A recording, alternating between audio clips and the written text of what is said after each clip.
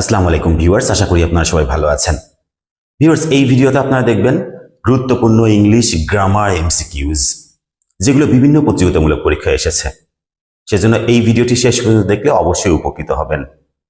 প্রথম প্রশ্নটা হচ্ছে আই নো হিম বেটার। এখানে এই বেটার কোন পার্ট অফ স্পিচ হিসেবে ব্যবহার করা হয়েছে? বেটার কি এখানে নাউন, প্রোনাউন, অ্যাডজেক্টিভ না অ্যাডভার্ব? একটি শব্দ কোন পার্ট অফ স্পিচ, এইটা যদি আপনি আইডেন্টিফাই করতে চান তাহলে আপনাকে দেখতে হবে ওই শব্দ সেন্টেন্সে কাকে মডিফাই করছে এবং সেন্টেন্সে কিভাবে ব্যবহার করা হয়েছে। যদি কোনো শব্দ নাউন বা প্রোনাউনকে মডিফাই করে তাহলে সেটি হয়ে যাবে অ্যাডজেক্টিভ। যদি কোনো শব্দ ভার্বকে অ্যাডজেক্টিভ অথবা অ্যাডভার্ব নিজেকেই মডিফাই করে তাহলে সেটি অ্যাডভার্ব।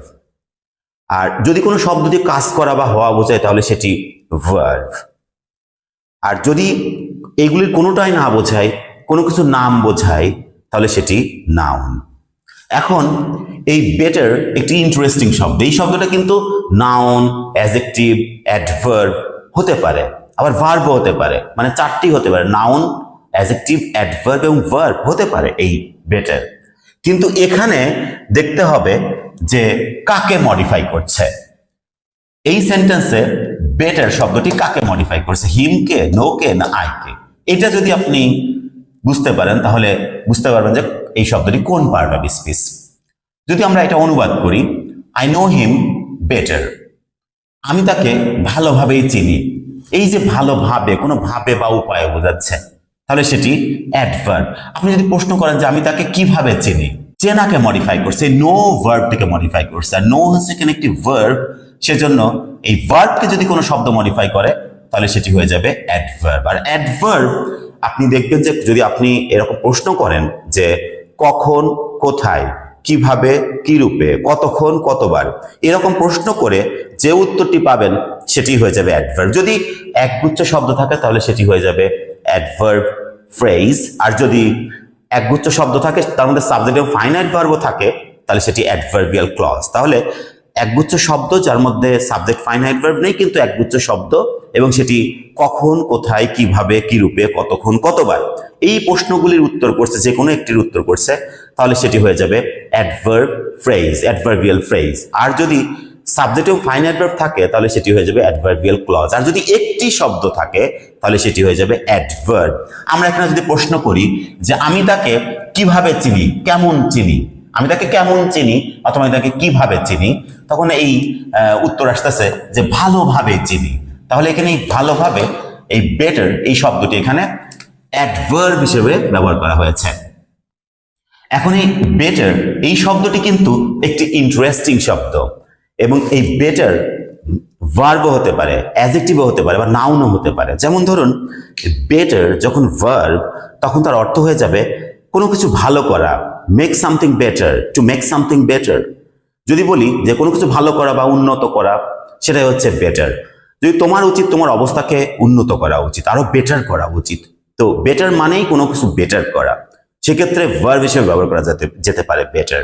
যদি বলি যে তোমার উচিত তোমার অবস্থাকে উন্নত করা, তাহলে you should better your condition, you should better your condition, তোমার উচিত তোমার অবস্থাকে উন্নত করা। সে দিন দিন উন্নতি করছে বা ভালো কিছু করছে, he is bettering day by day, he is bettering day by day, সে দিন দিন ভালো কিছু করছে। এরকম করে বেটার এই শব্দটি আপনি ভার্ব হিসেবে ব্যবহার করতে পারেন। আবার এই বেটার শব্দটি আপনি অ্যাডজেক্টিভ হিসেবে ব্যবহার করতে পারেন, যে আমার মনে হয় তোমার বই একটি ভালো বই, তাহলে I think yours is a better book. দেখুন এখানে বেটার শব্দটি বুককে মডিফাই করছে, আর বুক একটি নাউন, আর নাউন হলে সেটি হয়ে যাবে অ্যাডজেক্টিভ, কারণ নাউনকে মডিফাই করে adjective. I think yours is a better book, আমার মনে হয় তোমার বই একটি ভালো বই। বেটার শব্দটি স্পষ্টভাবে এখানে বুককে মডিফাই করছে, সেজন্য বেটার শব্দটি এখানে অ্যাডজেক্টিভ। আবার এই বেটার শব্দটি নাউনও হতে পারে। যদি বলি যে ভালো যারা, মানে ভালো ব্যক্তি বা ভালো স্টুডেন্টস বা ভালো কেউ, সেক্ষেত্রে একবারে গুড পিপল, বেটার পিপল, এইগুলোর ক্ষেত্রে আপনি এই বেটার শব্দটি নাউন হিসেবে ব্যবহার করতে পারেন। যদি বলি যে ভালোদের জন্য জায়গা ছেড়ে দাও, তাহলে গিভ প্লেস বা জায়গা দাও, give place to the betters, give place to the betters, তার মানে ভালোদের জন্য জায়গাটা। বেটার একটি ইন্টারেস্টিং শব্দ যেটি নাউন, অ্যাডজেক্টিভ, ভার্ব এবং অ্যাডভার্ব হতে পারে। এখানে স্পষ্টভাবেই ভার্বকে মডিফাই করছে, সেজন্য বেটার এখানে অ্যাডভার্ব। আশা করি বুঝতে পেরেছেন। দ্বিতীয় প্রশ্নটি হচ্ছে হি হ্যাজ ডান নো রং। এখানে রং কোন পার্ট অফ স্পিচ হিসেবে ব্যবহার করা হয়েছে? হি হ্যাজ ডান নো রং, এটা কি নাউন, প্রোনাউন, অ্যাডজেক্টিভ না অ্যাডভার্ব? ভিউয়ার্স দেখুন এখানে রং, রং কিন্তু অ্যাডজেক্টিভ এবং ভার্বও ব্যবহার করা যায়। আবার রং এখানে নাউন হিসেবে ব্যবহার করা হয়েছে। কিভাবে বুঝবেন যে নাউন? রং মানে আমরা সাধারণত জানি যে ভুল, রং ডিসিশন মানে ভুল সিদ্ধান্ত, তাহলে সিদ্ধান্তকে মডিফাই করছে, সেজন্য রং এখানে অ্যাডজেক্টিভ। যদি বলি যে হি হ্যাজ রংড মি, তার মানে সে আমার প্রতি অন্যায় করেছে। হি হ্যাজ রংড মি, সে আমার প্রতি অবিচার করেছে, আমাকে ভুল পথে পরিচালিত করেছে, অন্যায় করেছে। তখন রং শব্দটি হচ্ছে ভার্ব হিসেবে ব্যবহার করেছে। কাউকে কোনো কিছু করা, অন্যায় করা, ভুল পথে পরিচালিত করা, তো কারোর প্রতি ইনজাস্টিস করা, সেটা হচ্ছে রং, যখন ভার্ব হিসেবে ব্যবহার করা হবে। কিন্তু যখন রং মানে কোনো অন্যায়, শুধু অন্যায়, ভুল কোনো কিছু বা অন্যায় কোনো কিছু, সেই ক্ষেত্রে যখন ব্যবহার করা হবে তখন সেটি নাউন হয়ে যাবে। যেমন ধরুন যদি বলি যে হি হ্যাজ ডান নো রং, সে অন্যায় কিছু করেনি। হি হ্যাজ ডান নো রং, সে কোনো অন্যায় করেনি, সে কোনো ভুল বা কোনো অন্যায় করেনি। তাহলে এই দেখুন নো, নো শব্দটি একটি ডিটারমিনার, নোর পরে অবশ্যই নাউন বসবে। যেমন যদি বলি যে নো, দেখুন ডিটারমিনারের পরে সাধারণত নাউন বসার, কোনো অন্যায় করেনি, এখানে অন্যায় বলা আছে, অন্যায় শব্দটি নাউন। যদি বলছি অন্যায় করা, কাউকে অবিচার করা, কারোর প্রতি অবিচার করা, তখন সেটি করা ভার্ব হয়ে যেত। কিন্তু ভুল, ভুল শব্দটির পরে নাউন বসানো যায়। যেমন ধরুন ভুল উত্তর, ভুল সিদ্ধান্ত, ভুল আনসার, তখন কিন্তু ভুল শব্দটি অ্যাডজেক্টিভ হিসেবে ব্যবহার করছে। কিন্তু এখানে রং শুধু অন্যায়, শুধু অন্যায় মানে এখানে কোনো কাজও করা বোঝাচ্ছে না, আবার অন্যায়ের পরে কোনো নাউনও বসে না, আবার কোনো ভাবে বা উপায়ও বোঝাচ্ছে না। সেজন্য এই শব্দটি এখানে নাউন হিসেবে ব্যবহার করা হচ্ছে, যে নো অন্যায় মানে নো রং, কোনো অন্যায় করেনি। তাহলে আর ডিটারমিনারের পর সাধারণত নাউন বসে, সেজন্য এটা উত্তর হবে noun. He has done no wrong, এখানে রং নাউন হিসেবে ব্যবহার করা হয়েছে, কোনো অন্যায় করেনি, অন্যায় সেন্সে ব্যবহার করা হয়েছে। আশা করি বুঝতে পেরেছেন। Question number 3, he will not attend the meeting for he is suffering from fever. দেখুন আমরা যদি অনুবাদ করি তাহলে সে মিটিংয়ে যোগদান করবে না, সে আজকে মিটিংয়ে অ্যাটেন্ড করবে না। For he is suffering from fever, সে জ্বরে ভুগছে। তাহলে এই ফর এখানে কোন পার্ট অফ স্পিচ? এটা কি নাউন, অ্যাডজেক্টিভ, প্রেপোজিশন না কনজাংশন? তো ভিউয়ার্স দেখুন এই ফর সাধারণত আমরা জানি যে ফর, অফ, ইন, এগুলো কিন্তু সাধারণভাবে আমরা জানি যে এগুলো প্রেপোজিশন।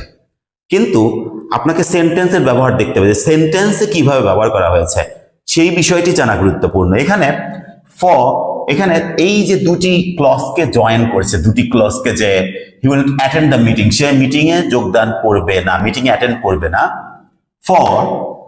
ফর যখন কারণ অর্থে ব্যবহার করা হবে এবং দুটি ক্লজকে জয়েন করবে, তখনই সেটি কনজাংশন হয়ে যাবে। দেখুন এখানে যে আমরা যদি এটা বলি যে he will not attend the meeting, সে মিটিংয়ে যোগদান করবে না, he is suffering from fever, সে জ্বরে ভুগছে। এই দুটি ক্লজকে জয়েন করছে, এই দুটি ক্লজকে জয়েন করছে এই ফর, কারণ, এবং ফর অর্থ এখানে কারণকে বোঝাচ্ছে। সুতরাং এই দুটি, আপনারা জানেন দুটি ওয়ার্ড, দুটি ক্লজ, দুটি ফ্রেজকে যখন জয়েন করে, সেটাই হচ্ছে সংযোগ স্থাপন করে, সেটাকে বলা হয় কনজাংশন। সেজন্য এখানে ফর হয়ে যাবে কনজাংশন, কনজাংশন। আশা করি বুঝতে। Question number 4, he has lost his all. এখানে অল কোন পার্ট অফ স্পিচ হিসেবে ব্যবহার করা হয়েছে? এটা কি নাউন, প্রোনাউন, অ্যাডজেক্টিভ না অ্যাডভার্ব?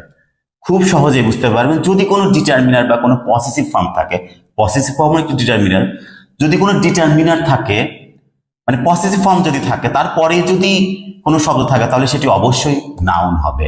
খুব সহজে দেখুন হিজ, হিজ এর পরে একটি শব্দ রয়েছে, তারপর আরো শব্দ থাকলে সেটি আলাদা ব্যাপার। কিন্তু হিজ এর পরে যদি কোনো শব্দ থাকে, মাই, হিজ, আওয়ার, হিজ, হার, দেয়ার, তো এরকম ইটস, এরকম যদি কোনো পসেসিভ ফর্ম থাকে তাহলে তারপরে যে শব্দটি থাকবে, একটি যদি শব্দ থাকে তাহলে সেটি নাউন হয়ে যাবে। আর এখানে অল মানে সব কিছুকে বোঝাচ্ছে, সে তার সব কিছু হারিয়েছে। He has lost his all, তার মানে সে তার সব কিছু হারিয়েছে, তার যা আছে সব কিছু ক্ষেত্রে এই অল শব্দটি ব্যবহার করা হচ্ছে, মানে এভরিথিং অল। এখানে অল সেজন্য যেহেতু হিজ রয়েছে আবার, সেজন্য এই পসেসিভ ফর্ম রয়েছে, তারপরে যে শব্দটি রয়েছে এই জন্য এটি হয়ে যাবে নাউন। আশা করি বুঝতে পেরেছেন যে কোনো পসেসিভ ফর্ম কোনো ডিটারমিনারের পরে যদি একটি শব্দ থাকে তাহলে সেটি হয়ে যাবে নাউন। হিজ অল, তার সবকিছু সে হারিয়েছে, সেজন্য উত্তর হবে noun. Question number 5, but be no birds. এখানে বার্ডস এটা কি হিসেবে ব্যবহার করা হয়েছে এই শব্দটি? এখানে নাউন, প্রোনাউন, অ্যাডজেক্টিভ না অ্যাডভার্ব? তো ভিউয়ার্স, কিছুক্ষণ আগে আমি বলেছি কোনো প্রকার কোনো ডিটারমিনার থাকলে তারপরে যদি একটি শব্দ থাকে তাহলে নিশ্চিতভাবেই সেটি নাউন। দেখুন এখানে নো, নো একটি ডিটারমিনার, নো, এনি, সাম, ফিউ, এগুলো সবই ডিটারমিনার। বলেছে যে নো বাটস, এখানে বাট কোনো অবজেকশন, কোনো কিন্তু বা কোনো আপত্তি, এই সেন্সে বাটস শব্দটি এখানে ব্যবহার করা হয়েছে যে বাট মি নো বাটস, আর কিন্তু কোনো কিন্তু কিন্তু করো না। এই যে কোনো কিন্তু কিন্তু করো না, এখানে বাটটা ভার্ব হিসেবে ব্যবহার করা হয়েছে যে বাট মানে এখানে কোনো অবজেকশন জানানো, কিন্তু কিন্তু করা, সেখানে বাট এখানে ভার্ব হিসেবে ব্যবহার করা হয়েছে, কোনো করা বোঝাচ্ছে।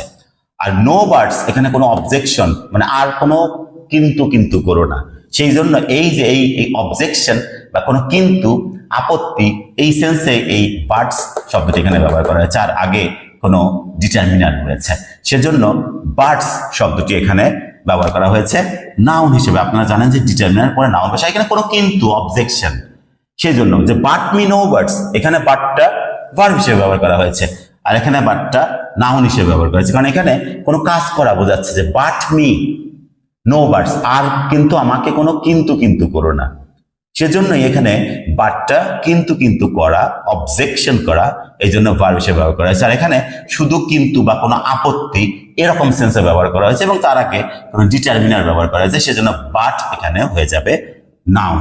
আশা করি বুঝতে পেরেছেন।